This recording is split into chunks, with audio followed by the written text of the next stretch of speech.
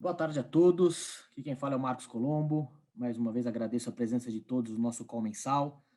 Como de costume, vamos fazer o nosso call aqui com a participação do Alexandre Azar, nosso economista, falando um pouquinho de cenário. Depois, na sequência, Luiz Garcia vai falar um pouquinho do resultado das estratégias do fundo macro. O Renato falando um pouquinho do resultado dos fundos de ações e finalizando o Alessandro Del Drago falando da nossa estratégia sistemática, nosso fundo quantitativo, nosso fundo Machine D. Tá bom? Mais uma vez, muito obrigado. Passo a palavra para o Alexandre. Alexandre, pode começar aí, pode tocar aí como está a nossa cabeça e nosso cenário para o ambiente atual. Bom, boa tarde.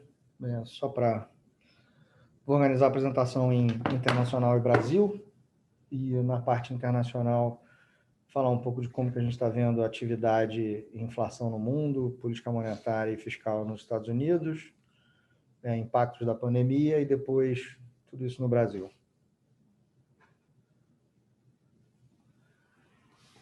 Em termos de PIB global, foi uma queda de 3,5%. A China foi destaque positivo com números positivos. O primeiro trimestre foi o mais fraco deles, e depois teve a recuperação. No resto do mundo foi o segundo trimestre a grande queda, terceiro e quarto recuperando na maioria dos lugares. Na inflação, nossa leitura que a alta é de fatores temporários, o cenário do FED continua muito benigno e alta de juros só em 2023.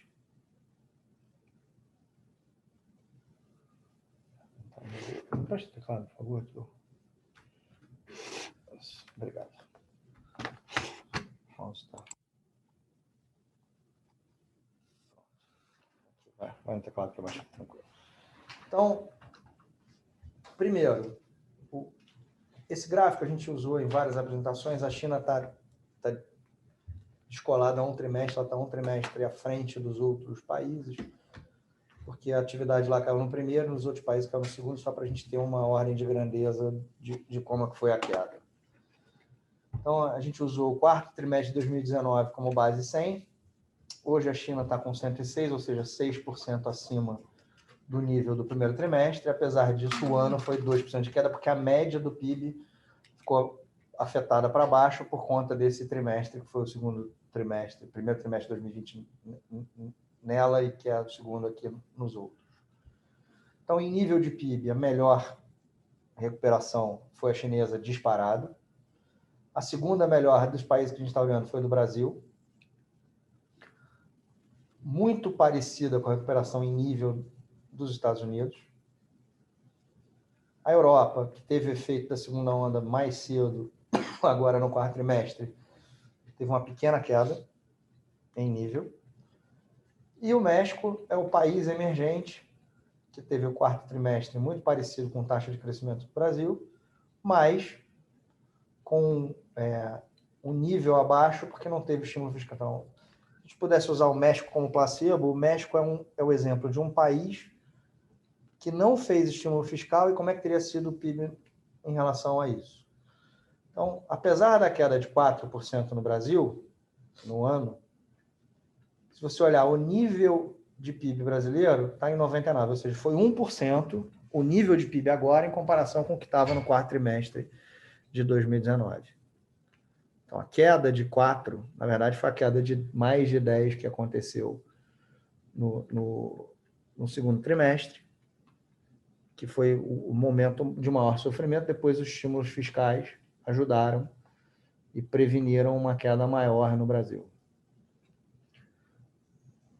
No resto dos outros países, a gente está falando de uma queda de 5%, tanto no México quanto na zona do euro, e uma queda de 2% nos Estados Unidos em nível e a China 6% acima. Dá para dizer, sem medo, que o Brasil foi um dos que menos sofreu com a pandemia dos países emergentes e desenvolvidos. Mas teve um custo fiscal associado que a gente discute na parte de Brasil. Quando a produção industrial serve como parâmetro, o Brasil está muito parecido com a recuperação chinesa. Exatamente no mesmo lugar. A zona do euro, incrivelmente, melhor do que os Estados Unidos o que sofreu mais. Ou porque produz muito bem de capital, ou porque automóveis ainda não voltou a toda a normalidade. Em vendas de varejo, os Estados Unidos é disparado o que está melhor, com a zona do euro no último mês tendo sido muito fraco a vendas no varejo. Ou seja, a pandemia afetando a Europa, o rebate fiscal que aconteceu por parte dos Estados Unidos colocou o consumo bem melhor. Agora, em janeiro, foi esse efeito da perspectiva de estímulo e do rebate do governo acontecendo mais uma vez, o que mostra que o que afetou a atividade de verdade foi só a pandemia. Desemprego não foi tão dramático nos países que estimularam. Quando a gente olha em nível o PIB dos mercados desenvolvidos, a gente tem um cenário de 1%, como eu falei, do Brasil, que está aqui. O México, 4,5% de queda, sendo o pior da América Latina. Na Ásia emergente, a China com 6,5%, depois a Índia com 0,4%. E no mundo desenvolvido, os Estados Unidos perdeu 2%, o Japão perdeu 1% e a Europa perdeu bem mais. Olhando prospectivamente, o Brasil vai ser pior em termos relativos que os outros países ao longo de 2021. Porque provavelmente o primeiro trimestre vai experimentar uma queda, a Europa também. Nos Estados Unidos é uma alta, na China é alta. Essa alta segue nos Estados Unidos, segue na China, no Brasil depois é uma pequena estabilidade e uma alta no segundo semestre. Ou seja, o segundo semestre no Brasil é melhor e na Europa também.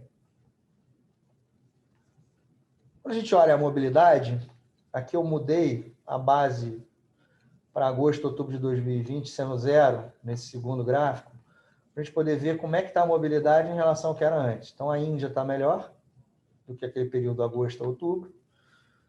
O Brasil e os Estados Unidos estão muito próximos de onde estavam entre agosto e outubro, e a Europa que está mais fraca do que o resto. Ou seja, a desaceleração de PIB que a gente está esperando no Brasil deve começar a atingir a gente daqui a pouco, se de fato a mobilidade cair. Vamos acompanhar nos próximos 2 meses. A zona do euro e o Brasil ainda devem enfrentar um aumento de casos até pelo menos final de março, começo de abril. A vacinação no Brasil 4% é muito baixa, mas não é muito melhor do que alguns países. O Canadá está com 5%, a França com 6%, Itália e Alemanha com 7%. A gente deve acelerar agora. A Argentina está pior e o México está pior que o Brasil. O Chile é o destaque positivo na América Latina com 17%, e Israel, o destaque absoluto com 95%, com pelo menos uma dose aplicada. Nos outros países emergentes, entre 2% e 9% na Europa, e na China, 3,5% da população afetada. Então, eu diria que tem um pouco de exagero nessa perspectiva que no Brasil não está se vacinando. O que está se vacinando muito é Israel e logo em seguida Reino Unido, Estados Unidos e o Chile aqui no Brasil especificamente, aqui na América Latina especificamente. Então, o que é importante entender, e a discussão de inflação eu acho que é a mais pertinente no último mês e a que vai perdurar por mais alguns meses.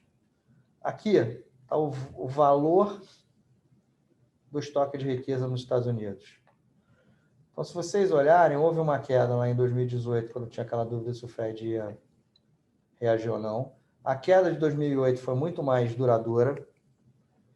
E quando você olha este dado nos Estados Unidos, já voltou integralmente.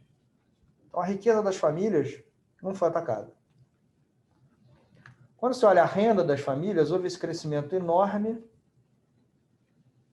que foi por conta das transferências. Sem as transferências, um outro gráfico que a gente tem, eu posso mandar depois para vocês, só para olharem como é que a renda do trabalho habitual ela caiu um pouco, mas ela foi mais do que compensada pelas transferências. Quando elas foram morrendo agora em janeiro, já teve um crescimento de novo grande dessas transferências. E a taxa de poupança, que chegou a absurdos 33%, estabilizou lá na faixa de 17%, caiu para 12 no último mês de dezembro, que era um argumento da gente que a taxa de poupança ia cair e não ia deixar o consumo ser tão fraco. De fato, aconteceu. E agora a taxa de poupança voltou a subir. A média dos 2 meses está parecida com esse 17%. A gente imagina que essa taxa de poupança caia para ajudar o crescimento da economia americana olhando para frente. O que é mais interessante para mim, de novidade, é esse gráfico da página 13, do slide 13 que a gente tem, que mostra o nível de consumo, o PCE é o Personal Consumption Expenditures, ou seja, o consumo do PIB. Ele, em nível, está 2% abaixo do que estava pré-pandemia. Ele chegou a cair quase 17%. Mas quando você abre por setores, o verde é bens duráveis, o roxo é não duráveis, vermelho é a média dos dois, e o serviço é azul. Então, bens está 10% acima, sendo que duráveis está 17% acima do que estava pré-pandemia. E o não duráveis, que é basicamente comida e vestuário, 7% acima. E serviços está 13% abaixo do que estava antes. Então, primeira tese, houve a mudança das preferências e as pessoas preferem consumir mais bens do que serviços do que antes. Não parece razoável. Parece sim. Eu não consigo consumir serviços e uso uma parte da renda que eu usava para serviços para consumir de bens. Por que uma parte? Porque o nível de consumo ainda está abaixo do que era anteriormente. Então, de fato, eu aumentei a poupança, mas eu consumo muito mais bens porque eu reformei meu apartamento, porque eu comprei uma geladeira nova, porque eu comprei um fogão novo, porque eu comprei panela nova, porque eu passei a cozinhar em casa, porque eu reformei meu escritório, porque eu comprei um computador novo, porque eu comprei um outro carro.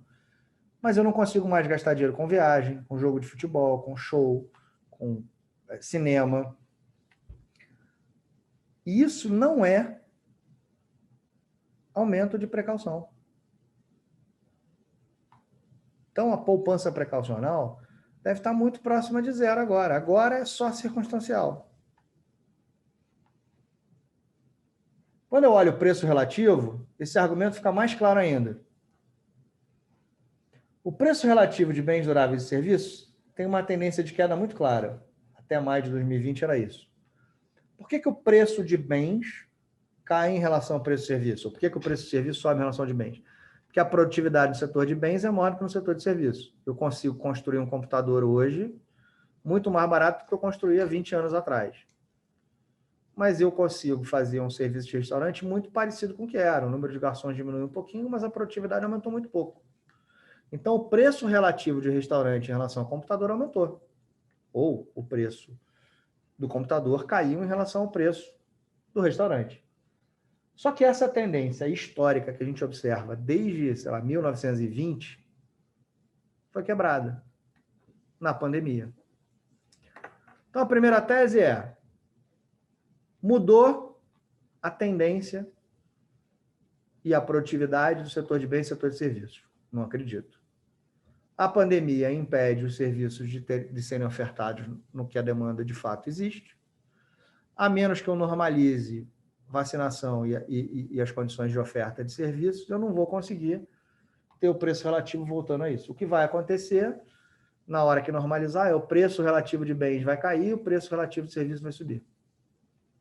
Ou seja, essa tendência vai voltar ao que era antes, porque ela é determinada pela produtividade marginal dos dois setores, que não mudou por causa da pandemia. Isso é verdade quando eu olho os núcleos de inflação. Na área rachurada estão como é que era na época que a inflação dava 2. Housing rodava entre 2 e 3, Healthcare Services entre 2 e 3,5, outros serviços rodavam a 3 e bens rodavam a 0. Menos um no ano, mais um no outro. Como é que está agora? Agora, serviços estão mais baratos, não estão subindo tanto, e bens passaram a ser positivo. Exatamente aquele gráfico que eu mostrei para vocês. Isso é uma tendência de inflação? Não é uma tendência de inflação.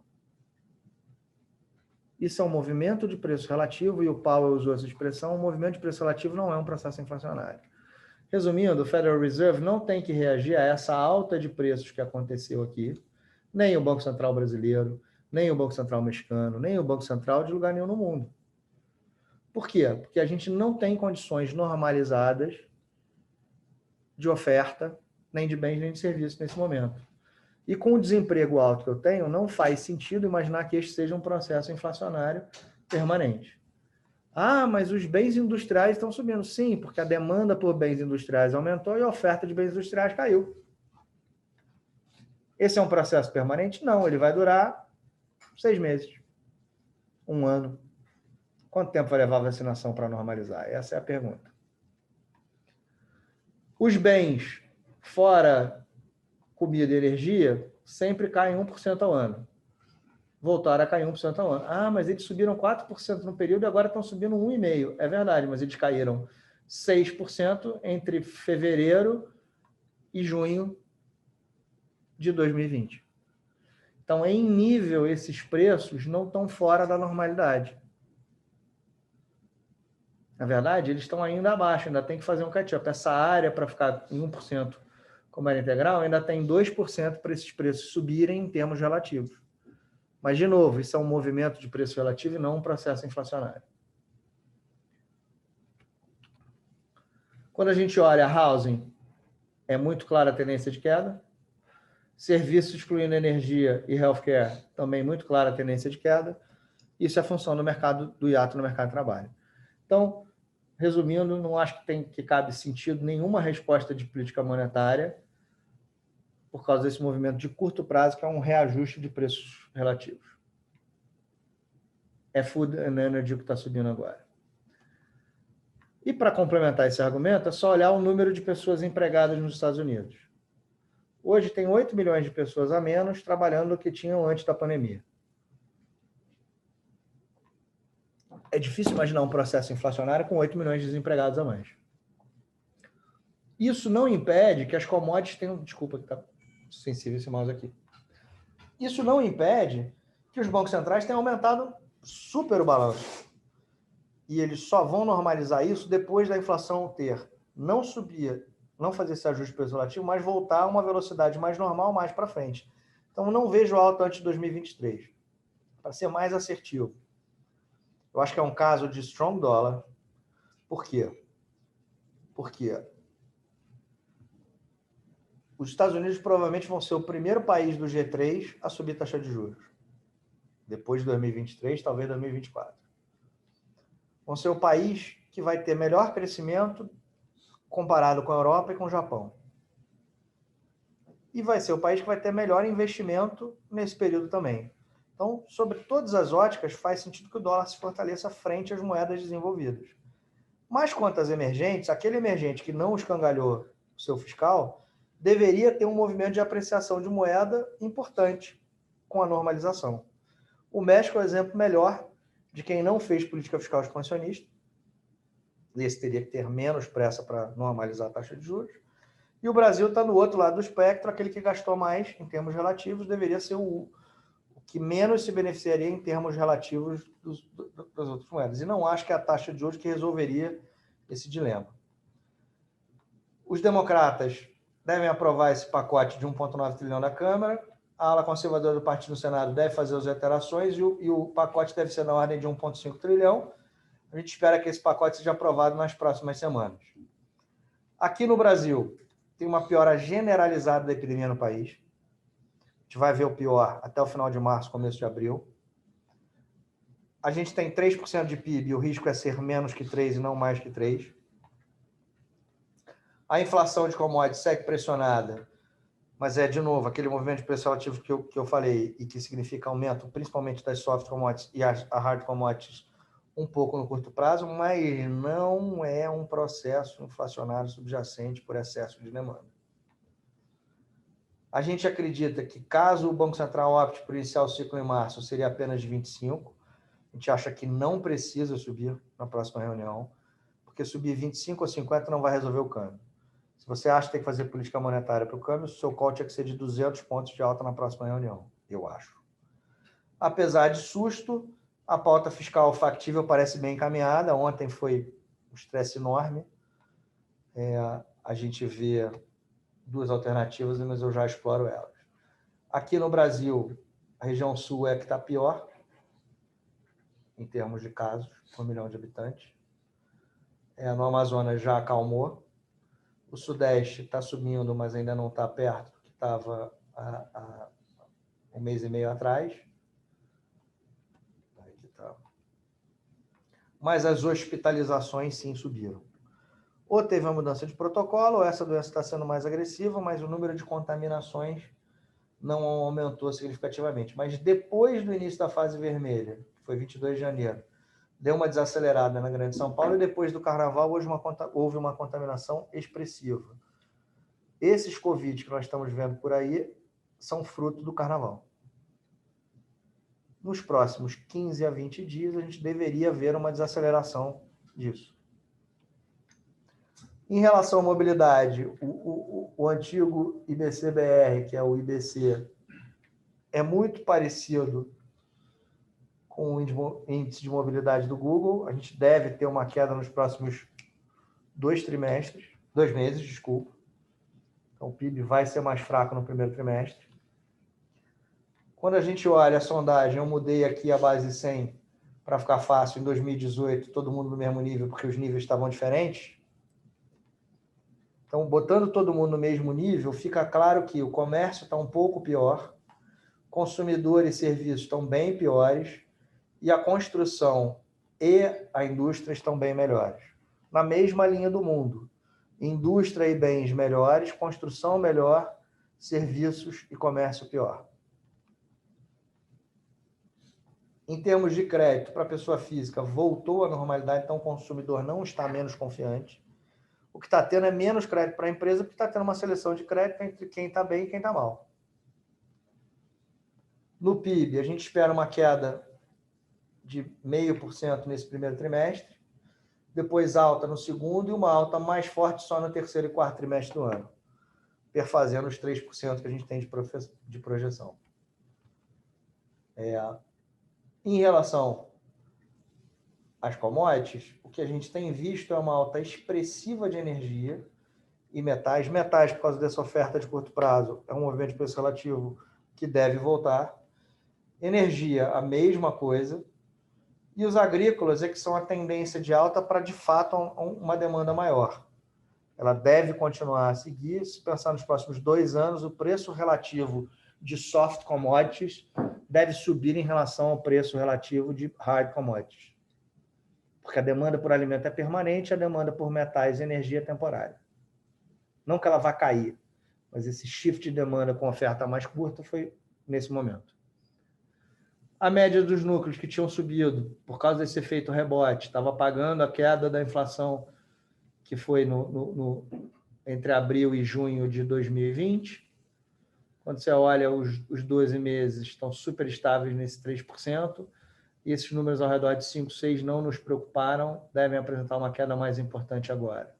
Quando você olha o preço relativo de serviços ex-educação, é exatamente aqui, serviços contra bens e não bens contra serviços, que era o gráfico dos Estados Unidos. Esta queda aqui não faz sentido. Esta queda aqui é exatamente o problema de shift de demanda de curto prazo. A gente já prevê uma alta de serviço em relação a bens. Isso não quer dizer que serviços vão subir muito, isso quer dizer que bens vão cair. No político, é importante só para terminar, a extensão do auxílio, a princípio, está limitada a 44 bi. Logicamente, como está fora do teto, é menos forte do que com o teto. Os gatilhos de calamidade são menos fortes do que a gente imaginava, porque eles só vão durar no período da calamidade, ao invés de 2 anos após o decreto, que seria melhor. Os gatilhos devem ser aprovados na Câmara também, porque não implica em corte de gasto nos próximos 2 anos. O risco de fatiamento parece ser baixo, mas se tiver, o Paulo Guedes vai embora. São 2 teses possíveis porque aconteceu ontem. Ou o Congresso botou o bode na sala e depois tirou para não achar tão ruim não ter a compensação nos 2 anos subsequentes, ou, de fato, o Paulo Guedes estava na beira de sair, olhou para o presidente e falou, olha, se fizer isso, não dá para continuar. E o presidente optou por não deixar. Difícil saber o que é, mas não foi fácil ontem nos mercados. Eu deixo a palavra para o Luiz falar aí agora do mesmo. Obrigado, Alexandre. Lag, antes só de passar a palavra para você, só no próximo slide, só comentar um pouquinho o resultado dos fundos no mês de fevereiro. Pode passar mais um slide? Então, o mês de fevereiro foi um mês complicado, um mês duro para nós, e onde todos os fundos da estratégia macro acabaram tendo um desempenho ruim. E aí a ideia agora aqui é o Luiz Garcia abordar um pouquinho isso, falar como que foi o mês, o que gerou essa rentabilidade e principalmente falar como está a nossa cabeça e como estão as posições daqui para frente. Luiz, com você, obrigado. Obrigado, Marquinhos. Bom, foi um mês bastante ruim, né? Onde a gente perdeu aí no fundo macro 2,7%. Fica bem fácil olhando por esse gráfico, por essa tabela, melhor dizendo, perceber de onde veio o resultado, né? Então, desses 2,7, 1,8 veio da posição de juros Brasil. Basicamente, o que a gente viu aí ao longo desse mês foi uma deterioração aguda e extrema, né, na curva de juros brasileiros, que entrou agora nesse mês de março também, baseado na ideia de que, como o dólar está subindo, a inflação está subindo, e principalmente porque o risco fiscal está muito grande, que o Banco Central não teria outra alternativa mais do que subir a taxa de juros, e até o mercado ainda está namorou com mais intensidade até ontem e continua namorando ainda com muita intensidade, com a ideia de uma alta de mais de 50 basis points por reunião. A gente entende que um bom pedaço desse movimento de juros foi causado pelo próprio Banco Central, quando publicou a ata referente à reunião de janeiro, onde eles, ali naquele documento, mostraram que na reunião de janeiro chegou-se a se discutir uma eventual alta no mês de janeiro, uma coisa completamente fora do radar de todos os analistas e de todo o mercado. Então, o Banco Central já colocou um clima ruim para esse mês de fevereiro, para a discussão de política monetária, e essa discussão ela ficou mais intensa, e o mercado foi migrando de zero altas em março para 0,25, 0,50, e agora, nesses últimos dias, para mais do que 50 basis points. Isso pegou a gente bem posicionado. A gente entende que, como o Alexandre colocou ali rapidamente, nem o cenário de inflação e nem a alta do câmbio justificariam o Banco Central subir taxa de juros. A gente entende que a inflação é um processo que tem razões totalmente descoladas da política monetária, deveriam ser combatidas na política monetária, e a taxa de câmbio também, a solução de taxa de juros para resolver a taxa de câmbio não é esse nível que a gente está falando de alta, seria um nível completamente diferente, até porque na curva já está embutido muito mais altas e o câmbio continua performando mal, né? Então, assim, a gente vê com essa preocupação muito grande, agora já falando um pouco do cenário para esse mês de final de fevereiro, início de março, uma preocupação muito grande com a Covid, né, com a doença aqui no Brasil, esse recrudescimento da doença colocando a gente em níveis piores do que a gente viu nos piores momentos do ano passado. É uma coisa muito impressionante. O esgotamento do sistema de saúde, o lockdown provavelmente vai ser generalizado e profundo e duradouro, né? na nossa leitura aqui, muito mais do que os 15 dias que estão sendo, vamos dizer, postos agora. A gente entende que isso aqui deve continuar por um bom tempo, considerando a gravidade da situação, né? E foi justamente esse tema da Covid que dominou toda essa discussão do fiscal, né? Enfim, se a gente fosse lembrar o presidente, né, surpreendendo todo mundo na virada do ano com um discurso fiscal extremamente responsável, né, falando que não havia necessidade de auxílio emergencial, que o país não tinha dinheiro para uma nova rodada de auxílio emergencial, isso ali na virada do ano, quando a situação da doença também não estava tão ruim. E, aos poucos, principalmente puxado pelo Pacheco, né, o presidente do Senado, a discussão foi ganhando corpo, foi entrando no radar, até o ponto que o presidente teve que ceder aí e admitir que precisaria sim fazer, e agora nós já estamos falando de que tamanho vai ser, com que desenho, e com que tipo de contrapartidas o Guedes consegue colocar ou não nesse negócio. Mas o cerne de tudo é o Covid, então, assim, a gente está falando de um cenário bastante ruim aí nessa combinação de juros que vão subir, Covid que vai se deteriorando, a atividade, obviamente, muito para baixo, com essa expectativa de lockdown generalizado. É um quadro bastante difícil, e não é à toa que as discussões no Congresso elas estão extremamente intensas, extremamente perigosas, né, para quem leu um pouco de como é que foi o dia de ontem no Senado. Eu aqui me arrisco a dizer que a gente correu o risco de amanhecer hoje como mais um dia de Joesley, né, para quem se lembra lá de 2017, onde os mercados, numa eventual saída do Paulo Guedes, caso o Bolsa Família fosse excluído, né, do teto, a gente já vê os mercados hoje provavelmente abrindo todos nos limites, né, de alta e de baixa aí dos ativos brasileiros. Então, um ambiente ainda bastante difícil, a gente continua acreditando que a política monetária tem bastante prêmio na curva, não vemos nenhum cenário do Banco Central dando mais do que 50, não vemos nenhuma racionalidade em ele dar mais do que 50, na verdade, o nosso cenário, como já falei antes, é de que o Banco Central nem precisaria subir a taxa de juros, ele pode ser levado a ter que fazer isso pelo mercado, mas pela condução pura da política monetária não haveria necessidade de subir, mas mais do que 50 de jeito nenhum, a gente não vê a curva continuar bastante premiada para esse cenário, então a gente continua com uma posição aí menor, né, em virtude das perdas aí do mês de fevereiro, a gente está com a posição bem menor, mas continuamos acreditando nesse cenário. A gente está vendo o dólar flutuando aí o sabor da moeda lá fora, né, no cenário internacional, essa alta muito rápida do juro da Treasury, né, dos juros americanos de 10 anos, também pegou todo mundo de surpresa. O nível que era esperado que ele fosse atingir já era esse, em torno de 1,40, 1,50, não tem surpresa no nível, mas sim na velocidade com que as coisas aconteceram. Então, isso está gerando uma volatilidade muito grande no mercado internacional e isso está contaminando todos os ativos, né? Então, assim, a gente está vendo um mês de março, está começando aí com esse cenário complicado de Covid no Brasil, complicado de juros lá fora. Então, o mês de março está começando com a cara bem mais complicada do que a gente vinha imaginando em fevereiro e bem mais que se imaginava em janeiro, onde as previsões eram para um ano muito otimista para ativos de risco no mundo, né? A Bolsa Americana, só para lembrar, acabou de devolver toda a alta do ano, né, no S&P e no Nasdaq. Então, assim, nós estamos basicamente voltando aí para os níveis do final do ano passado, o que é bastante impressionante, sobretudo quando a gente compara com a expectativa dos agentes para este ano, né, que eram todos muito otimistas com os ativos de risco aqui. Então, é assim que a gente está vendo, com cautela, com posições menores, acreditando na posição da política monetária aqui no Brasil, que o Banco Central não vai ter nenhum motivo para fazer alguma alta desarranjada da taxa de juros, e com posições mais táticas e menores nos outros ativos da carteira. Dessa forma que a gente está vendo as coisas, eu vou passar para o Marquinhos de volta. Obrigado, Luiz. Pode seguir mais um slide. Agora vamos falar um pouquinho da estratégia de renda variável.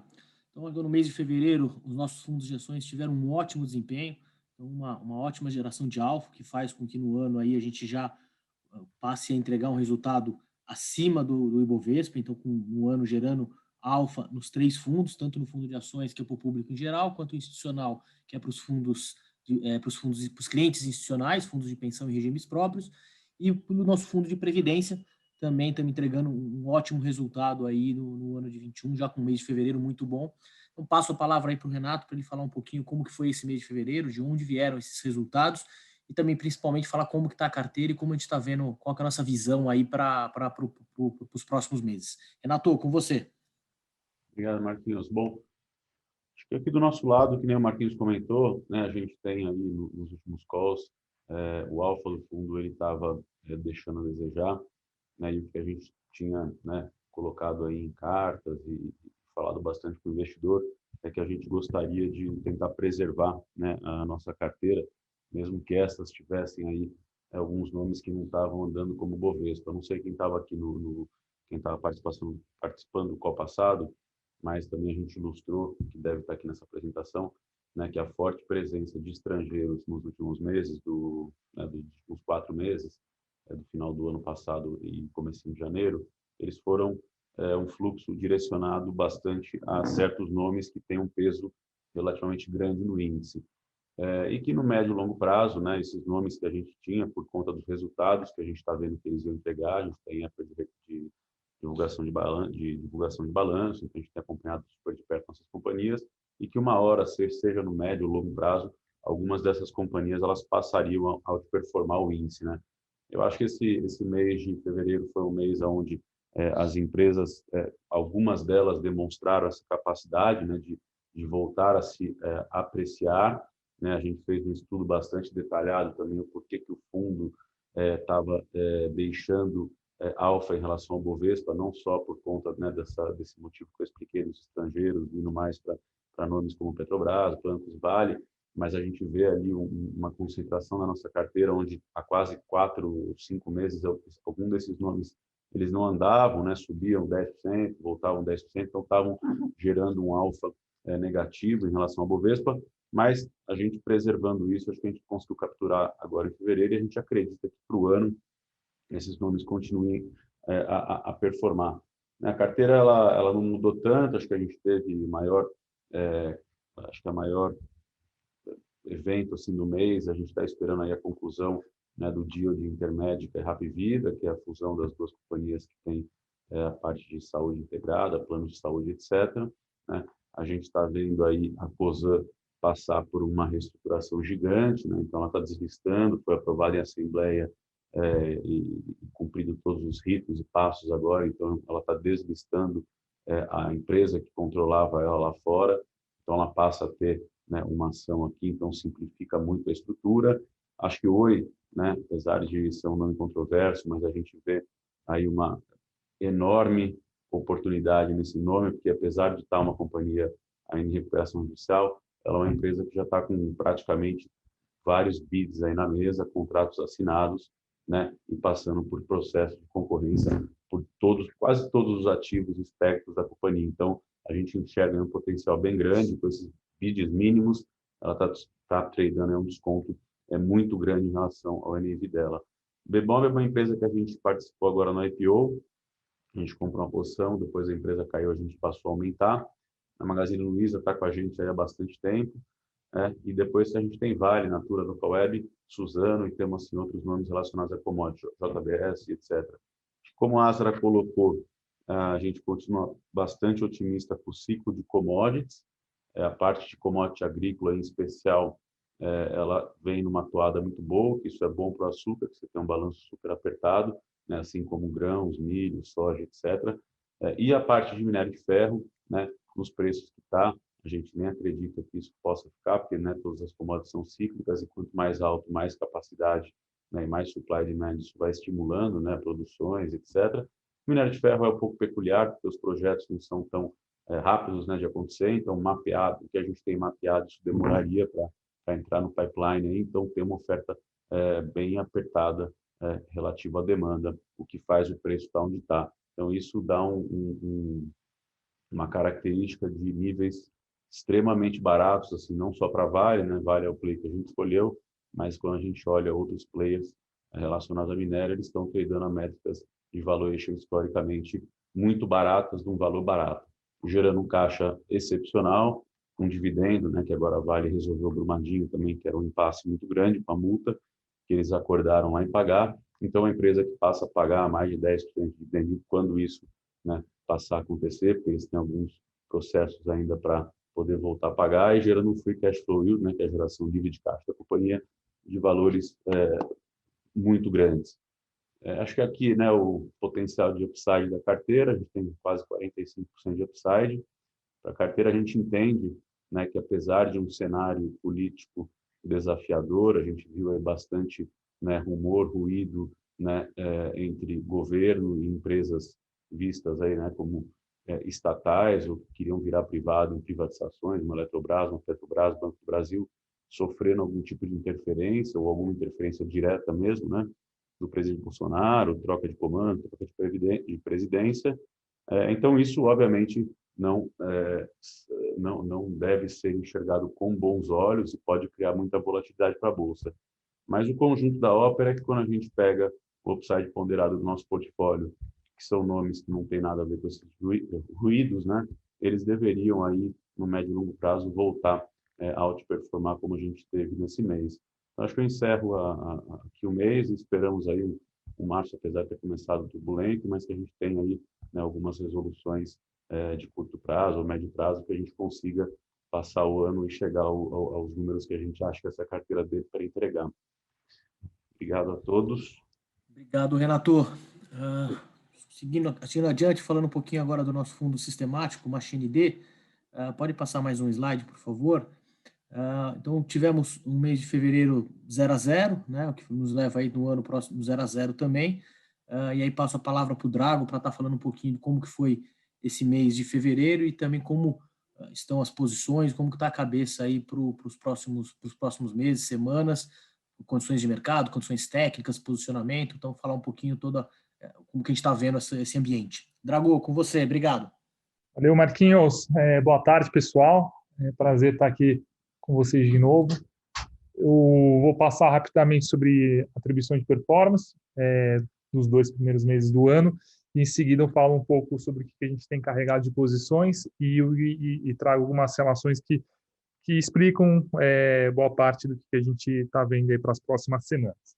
Primeiramente aqui, mês de fevereiro, como vocês podem ver, a gente teve ganhos em moedas G10 e o principal vetor detrator de resultado foi a parte de equities. Moeda G10, nós carregamos aí no mês de fevereiro posições compradas em dólar contra ien, uma carteira que é diversificada, né? A gente tem posições, ações locais, juros locais, dólar, e o dólar não só contra a BRL, contra diversas moedas, e o dólar-ien foi o nosso principal vetor de PNL positivo. Basicamente, são posições oriundas aí dos nossos modelos de momento, né? Então, a gente viu um momento mais definido, né, para esse mercado, né, uma tendência de valorização do dólar contra a moeda japonesa, ou seja, movimentos com uma tendência mais bem definida. Tivemos posições e fomos felizes aqui.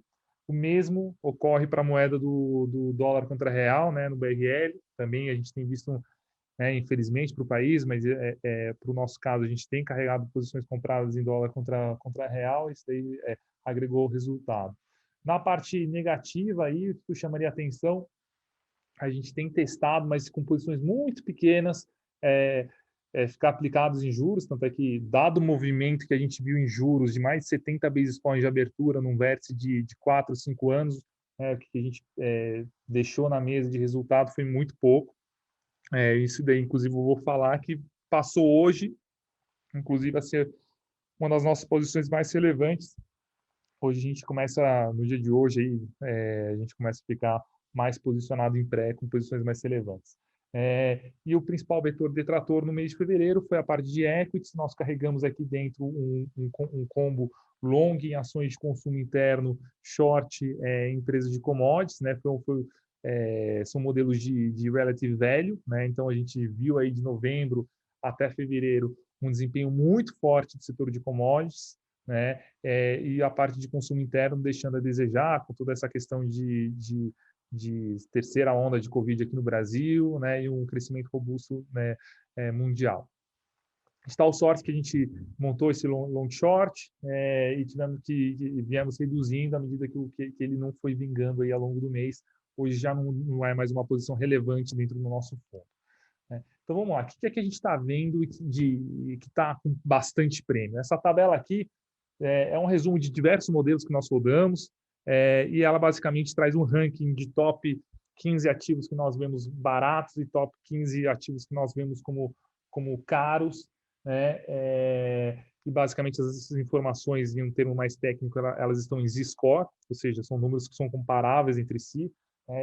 Enfim, a mensagem que a gente vê dessa tabela aqui é que basicamente tudo que é juro de Brasil está muito alto, está com muito prêmio. Então, a gente vê diversos vértices da curva de DI muito esticado, né, coisas como mais de 2 dígitos padrão de prêmio.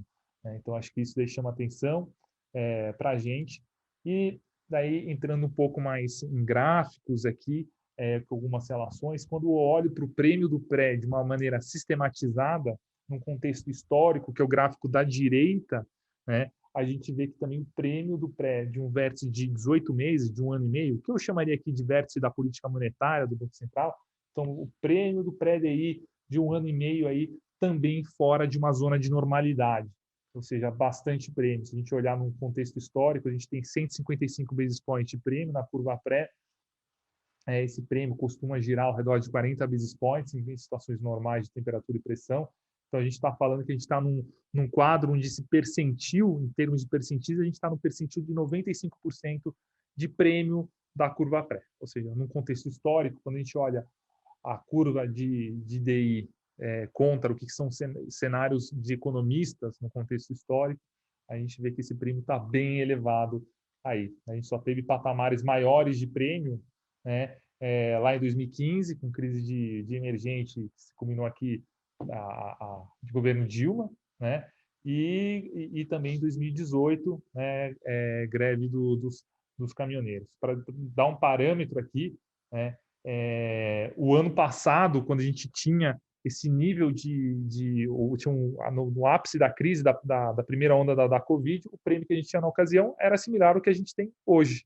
Então, o resumo que eu estou falando aqui para vocês é muito prêmio que a gente formou, acumulou aqui no pré aí ao longo dos últimos 45 dias. Uma maneira alternativa de olhar para esse prêmio, né, se a gente olhar para o FRA 1 com 2 anos, então eu estou falando que é o FRA-DI do janeiro 22 com janeiro 23, e olhar ele contra uma simples média móvel aqui, a gente vê que também o tamanho de descolamento que ele está em relação às médias móveis longas, essa taxa, é um descolamento muito, muito alto. Né? Então, por isso que a gente vê hoje, né, estamos aí no primeiro 1/3 do mês, a gente tem sinais aí para entrar com posições compradas aplicadas em pré, porque a gente vê esse contexto de um prêmio muito elevado e começamos a ver sinais um pouco mais benignos no que tange momento, no que tange price action, basicamente trigado aí pelo evento que a gente viu ontem à noite, né, a aprovação da PEC, sem fatiamento, sem tirar a questão do Bolsa Família e do teto de gastos, né? Então, informações boas que levaram o price action um pouco melhor aí no dia de hoje. Então, nossos modelos começam a dar sinais aí para entrar nessas posições aplicadas no pré, que a gente não carregou aí ao longo dos últimos 45 dias de maneira significante, e agora a gente começa a colocar o pé, esperando aí uma volta substancial desse prêmio aí ao longo das próximas semanas. O que eu tinha para falar para vocês hoje, pessoal, é isso. Vou passar de novo a palavra ao Marquinhos e vejo vocês aí no próximo mês. Obrigado, Dragô. Bom, pessoal, mais uma vez, agradeço a participação de todos vocês. Estamos à disposição o que vocês precisarem e até o próximo mês, até o próximo call. Um abraço a todos. Tchau, tchau.